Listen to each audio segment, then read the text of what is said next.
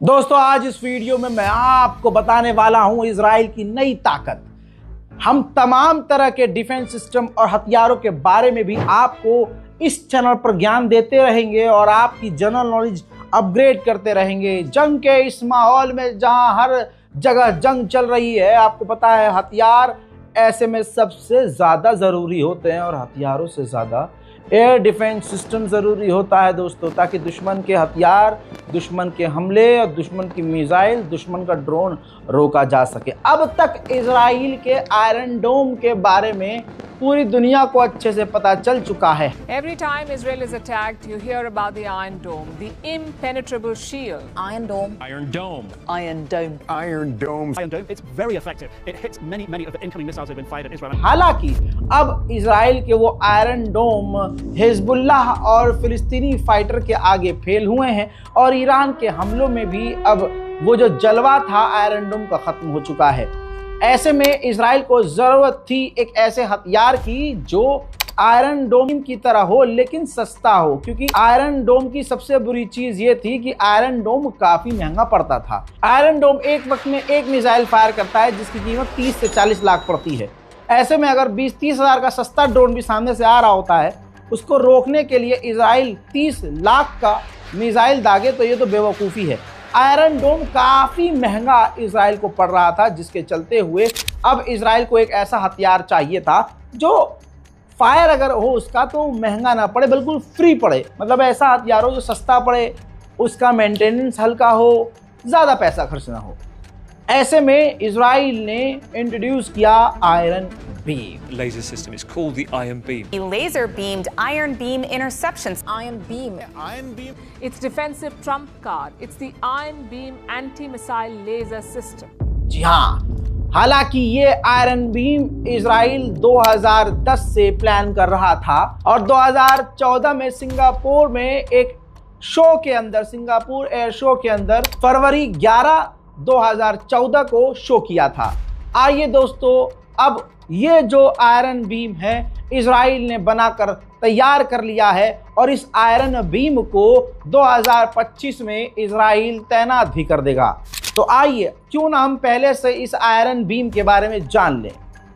दोस्तों इस वीडियो के आखिर में आपसे सवाल भी पूछूंगा और जो सबसे पहले जवाब देगा उसको मिलेगा इनाम। और चेक हम ऐसे करेंगे कि किसने सबसे पहले सही कमेंट किया है, सही जवाब जिसका सबसे पहले होगा। हमें पता है कई लोग सही जवाब देंगे, लेकिन हम कमेंट किसने सबसे पहले किया सही जवाब वाला, हम उस हिसाब से उसको इनाम देंगे। तो चलिए शुरू करते हैं। दोस्तों ये है आयरन बीम, जो कि एक लाइट शील्ड की तरह है, एक लेज़र की तरह है। यानी सामने से आने वाले किसी भी हथियार को, मिसाइल को, ड्रोन को रोकने के लिए ये लेज़र छोड़ता है, जिसको बनाया गया है इजराइल की ही कंपनी के द्वारा। दोस्तों 1 लाख वॉट की ये गर्मी पैदा करके लेज़र छोड़ता है, जिससे सामने से आने वाले किसी भी दुश्मन के उड़ती हुई चीज़ को ये गर्मी से पिघलाकर उसे वहीं फोड़ देता है। दोस्तों ये काम इस तरह से करता है कि ये पहले डिटेक्ट करता है, इसका रडार सिस्टम अलग है। रडार बताता है, सिस्टम इसको कमांड देता है कि इस डायरेक्शन से इतनी दूरी पर कुछ उड़ती हुई चीज़ आ रही है। फिर ये लेज़र जो मशीन है ये अपने अंदर गर्मी पैदा करती है 1 लाख मेगावाट की, और फिर डायरेक्ट इसके लिंक में इसकी रेंज है 10 किलोमीटर। 10 किलोमीटर के दायरे में सामने से जब कोई दुश्मन का ड्रोन या मिसाइल आता है तो ये गर्मी इकट्ठा करती है, एनर्जी इकट्ठा करती है लेज़र मशीन, और ये आयरन बीम फिर अचानक से लेज़र छोड़ती है और डायरेक्ट इसमें ये सीन है कि सामने से जो दुश्मन का ऑब्जेक्ट है वो और लेज़र बिल्कुल आमने सामने होना चाहिए। लेज़र कोई घूम के नहीं जाएगी, लेज़र जाएगी सीधी, और ये लेज़र ज़्यादातर दिखेगी भी नहीं, क्योंकि ये सिर्फ गर्मी पैदा करती है। सामने एकदम से जैसे कोई चीज़ सामने से आ रही है, फॉर एग्जांपल और आसान कर देता हूँ, जैसे आपके घर में बल्ब लगा हुआ है, उस बल्ब से जैसे मरकरी होता है, तो मरकरी जो होगी उसके आगे आप ज़्यादा देर तक खड़े नहीं रह पाएंगे। अगर मरकरी मैं आपके यहाँ लगा दूं आँख पे, बिल्कुल चेहरे के पास, तो आपका मुंह कुछ देर बाद जलने लगेगा। इसी तरह की खतरनाक गर्मी पैदा करके आने वाले इनकमिंग ऑब्जेक्ट पे वो गर्मी पैदा करता है, जिससे उसके अंदर का विस्फोटक फट जाता है और दुश्मन का हथियार वहीं डिस्ट्रॉय हो जाता है।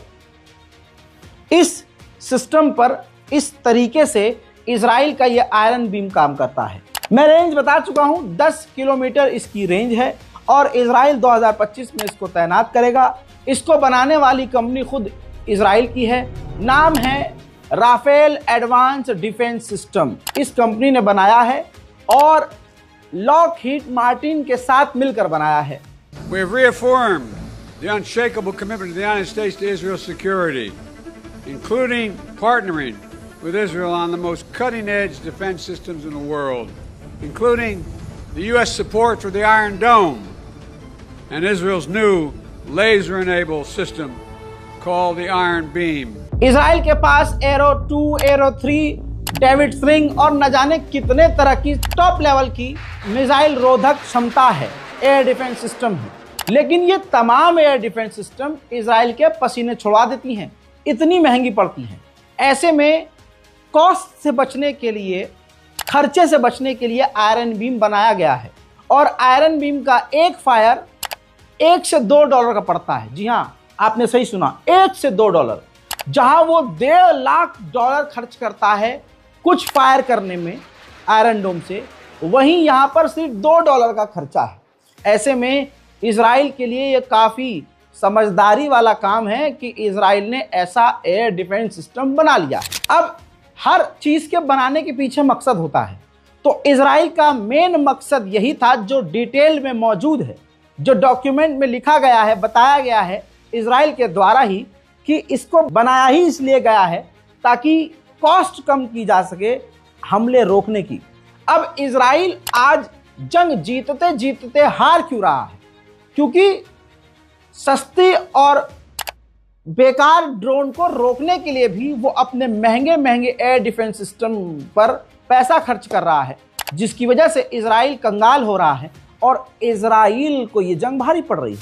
2025 में आयरन बीम तैनात कर दिया जाएगा। इसी महीने इजराइल ने ऐलान किया है कि $500 मिलियन हम और खर्चा कर रहे हैं आयरन बीम प्रोजेक्ट पर, ताकि जल्दी से जल्दी ज़्यादा से ज़्यादा आयरन बीम बनाया जाए और तैनात कर दिया जाए। आयरन बीम की खासियत यह है कि यह मिसाइल, ड्रोन, रॉकेट और मोर्टार तोप के गोलों को भी रोक सकता है। अब मेरे दोस्तों आइए मैं बता दूं कि यह आयरन बीम ज़्यादा कामयाब भी नहीं होगा इंशाल्लाह। इसकी कमियां मैं निकाल के लाया हूं और आप चेक कर लीजिएगा किसी से कि बिल्कुल सटीक जानकारी दे रहा हूं। पहली बात, जो इजराइल का एयर डिफेंस सिस्टम है जितने भी, वो गाइडेड मिसाइल दागते हैं। फॉर एग्जांपल, सामने से मिसाइल आ रही है और वो मिसाइल घूमती भी आ रही है, वो भी गाइडेड है। तो ये जो आयरन डोम से मिसाइल निकलती है ये भी गाइडेड होती है, ये भी उसको ट्रैक करती है और जाके उससे लड़कर उसको तबाह करती है। यहां पर क्या सिस्टम है आयरन बीम का? नहीं, आयरन बीम से जो लेजर निकलेगी वो सीधी निकलेगी, वो घूमेगी नहीं, ऊपर नीचे नहीं, वो डायरेक्ट जाएगी। तो सामने से अगर कोई घूमती फिरती मिसाइल आएगी तो आयरन बीम उसको हिट नहीं कर पाएगा, पहली बात। और आयरन बीम की जो रेंज है वो सिर्फ 10 किलोमीटर है, जो काफी कम है। अब आयरन बीम की सबसे बड़ी कमी यह है कि आयरन बीम बरसात के मौसम में काम नहीं करेगा। जब वातावरण में नमी होगी काम नहीं करेगा, बारिश में काम नहीं करेगा, तूफान में काम नहीं करेगा, आंधी में काम नहीं करेगा।